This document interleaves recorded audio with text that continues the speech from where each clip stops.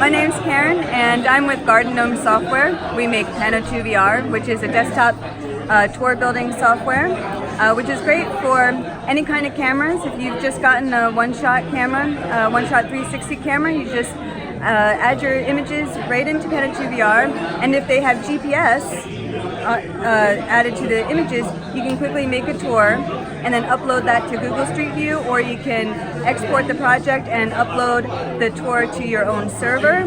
And yeah, you can easily get rid of the tripod using our patch tool.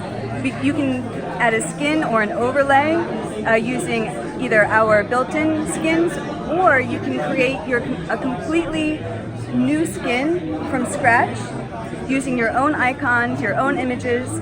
You can add videos, you can add photos, you can even use 360 video. So your choices are limitless with Pano2VR. You can also view it on WebVR, in an Oculus Rift or Go, Quest, whatever your choice is for an HMD.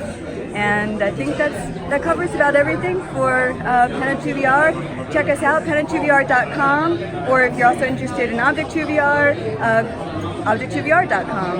Thanks.